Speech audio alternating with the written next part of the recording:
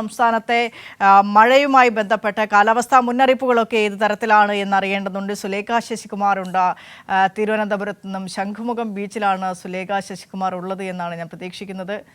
എൻ്റെ പ്രതീക്ഷ തെറ്റിച്ചുകൊണ്ട് മാനവീയം വീതിയിലാണ് സുലേഖയുള്ളത്. Sulekha, good morning. Good morning Vineesha.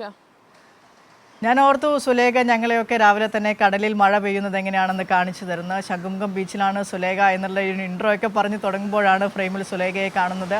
Manaveeyam വീതിയിലാണല്ലേ?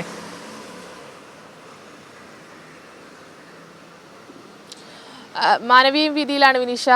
നമുക്ക് കടപ്പുറത്ത് ശംഖുമുഖം വരെ പോകുന്നതിൽ ചെറിയ സാങ്കേതിക തടസ്സം ഉണ്ടായിരുന്നു. അതുകൊണ്ടാണ് മാനവീയത്ത് ഇപ്പോൾ എത്തിയിട്ടുള്ളത്. ഓക്കെ, നമുക്ക് വാർത്തയിലേക്ക് വന്നാൽ ഇന്നത്തെ സംസ്ഥാനത്ത് പരക്കെ കനത്ത മഴയ്ക്ക് സാധ്യത എന്ന മുന്നറിയിപ്പൊക്കെ നൽകുന്നുണ്ട്.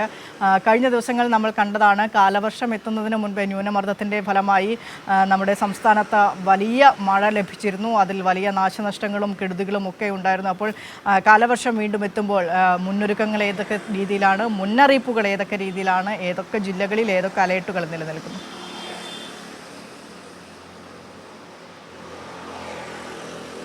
വിനീഷ, എന്തായാലും സംസ്ഥാനത്ത് കാലവർഷം അത് കനക്കുമെന്നുള്ള മുന്നറിയിപ്പ് തന്നെയാണ് കേന്ദ്ര കാലാവസ്ഥാ വകുപ്പ് നൽകുന്നത്. ഇന്നലെയടക്കം എല്ലാ ജില്ലകളിലും മഴ മുന്നറിയിപ്പ് നിലനിൽക്കുന്ന ഒരു സാഹചര്യമുണ്ടായിരുന്നു.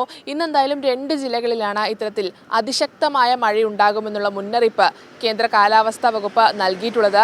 കണ്ണൂർ, കാസർഗോഡ് ജില്ലകളിലാണ് ഇന്ന് ഓറഞ്ച് അലേർട്ട് പ്രഖ്യാപിച്ചിട്ടുള്ളത്. അതിനൊപ്പം തന്നെ കോട്ടയം മുതൽ വയനാട് വരെയുള്ള ജില്ലകളിൽ ഇന്ന് യെല്ലോ അലേർട്ട് കൂടി നിലവിൽ കേന്ദ്ര കാലാവസ്ഥാ വകുപ്പ് പ്രഖ്യാപിച്ചിട്ടുണ്ട്. ഇത്തരത്തിൽ ഈ അലേർട്ടുകൾ ഇപ്രകാരമാണെങ്കിലും സംസ്ഥാനത്ത് പരക്കെ മഴയുണ്ടാകുമെന്നുള്ള മുന്നറിയിപ്പ്, ഒറ്റപ്പെട്ട ശക്തമായ മഴയുണ്ടാകുമെന്നുള്ള മുന്നറിയിപ്പ് കേന്ദ്ര കാലാവസ്ഥാ വകുപ്പ് നൽകുന്നുണ്ട്.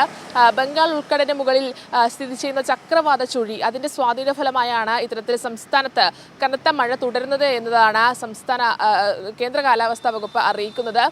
ഇതിൻ്റെ സ്വാധീന ഫലമായി വരും ദിവസങ്ങളിൽ ഒരാഴ്ചയോളം ഇത്തരത്തിൽ കനത്ത മഴയുണ്ടാകും. അതിനൊപ്പം തന്നെ ഈ കാലവർഷക്കാറ്റ് കേരള തീരത്തിന് മുകളിൽ ഇത്തരത്തിൽ പടിഞ്ഞാറൻ കാറ്റ് ശക്തമാകുന്ന ഒരു സാഹചര്യം കൂടിയുണ്ട്.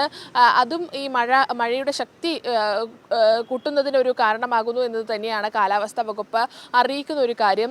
ഈ മഴ ശക്തമാകുന്ന ഘട്ടത്തിൽ തന്നെ കാറ്റും ശക്തമാകുന്ന ഒരു സാഹചര്യമുണ്ട്. ഇങ്ങനെ കാറ്റ് ശക്തമാകുന്ന ഘട്ടത്തിൽ 40 മുതൽ 50 കിലോമീറ്റർ വരെ വേഗതയിൽ, മണിക്കൂറിൽ 40 മുതൽ 50 കിലോമീറ്റർ വരെ വേഗതയിൽ വീശിയേക്കാവുന്ന കാറ്റിനുള്ള സാധ്യതയാണ് മുന്നറിയിപ്പിൽ പറയുന്നത്.